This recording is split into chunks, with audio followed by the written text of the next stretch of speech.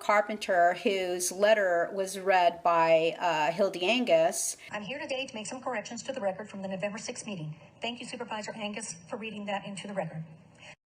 Who, after reading that letter, she made a comment to Carrie Asel saying she doesn't want to be involved. People should send their inquiries to somebody else.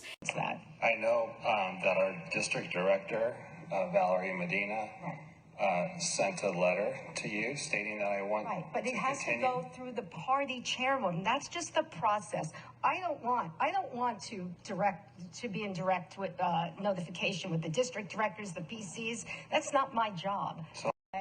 So she just contradicted herself, because what she did was she read a letter from Barbara Carpenter. I did receive, thank you for reminding me, I did receive a letter that wanted to be read into the record from Barbara Carpenter from Kingman. So as we just heard, this person, Hildy Angius, she actually says one thing, but she does the complete opposite of what she says she doesn't want to do.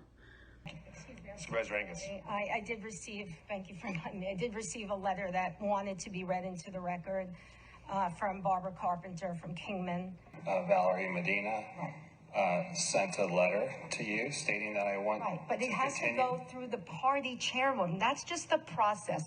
Our current assessor wants increased taxes and has no qualms about lying in court or to the Board of Supervisors. Can you imagine an Arizonan who wants to go in front of the Board of Supervisors, in front of a city council, in front of a town council, in front of a committee hearing, and criticize their elected officials? They'll never be able to do that if they have to fear defamation. And has no qualms about lying in court or to the Board of Supervisors. Defamation charges. It's incredibly dangerous. It's a slippery slope, and it would be detrimental and disastrous, truly, for democracy. If Jeannie Kench will lie to them, can you trust her with your property values? Can you imagine the damage that would do in public discourse? Thank you, Supervisor Angius, for reading that into the record. I don't want to be in direct with notification with the district directors, the PCs. Thank you, Supervisor Angius, for reading that into the record. That's not my job.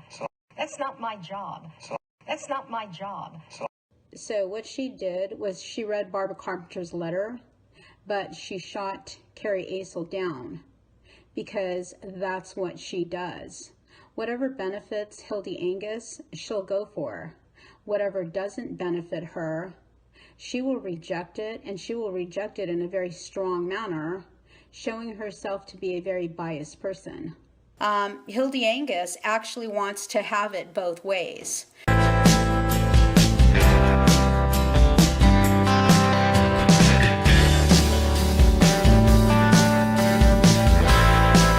The chairwoman who tried to censor 3 people in our party, 3 Republicans, for speaking out against her.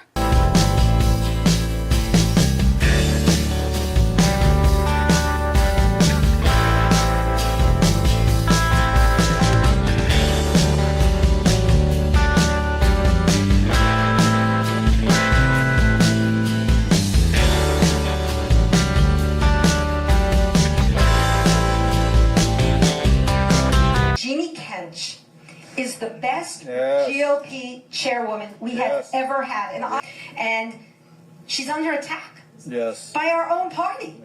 So this is what a crook Hildy Angius truly is.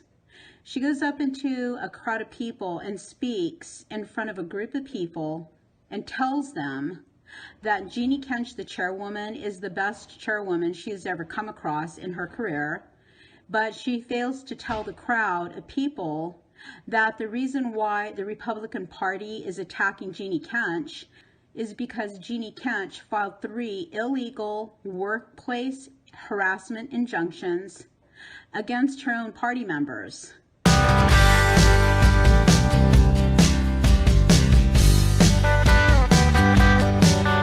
So when you are listening to a crooked politician like Hildy Angius, do not believe anything that comes out of her mouth, because she will twist it just like she twisted the story about Jeannie Kench. Jeannie Kench needs to be removed as far as being the chairwoman of the MCRCC because of what she did.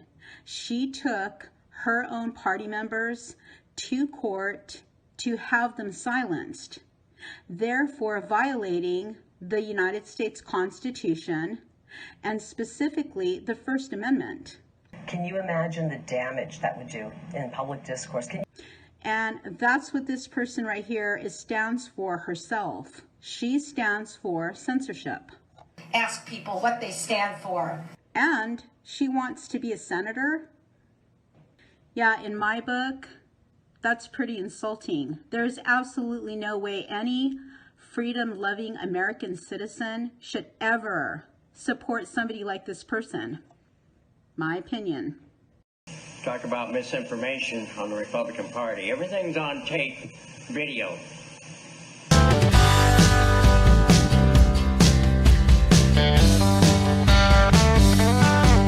Appropriate to me. I didn't think they would need to come up during this election, but I'm not going to allow her to go out there and spew lies against me either. It's absolutely ridiculous, and shame on her. Okay. And she's under attack. Yes. By our own party. I'm tired of Jeannie Kench taking off our PCs without even talking to us. And that's all I have to say. Thank you. You and Jeannie Kench needs to resign. That will fix it. And it's up to me as to who goes on and off the list. 3 years ago, I walked into the office of a businessman here in Bullhead City to sell a Lincoln Day ticket. And he looked at me and he told me that the GOP was dead in Bullhead City. And I said, really? Well, I'm here now.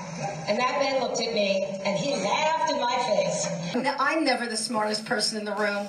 And when you are a military man and you have served this country in the military capacity, and you are backing or you are associated with anybody who is trying to violate anybody else's freedom to speak.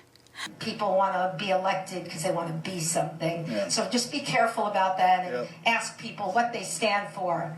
Then what you are is a bird of a feather, okay? And birds of a feather always flock together.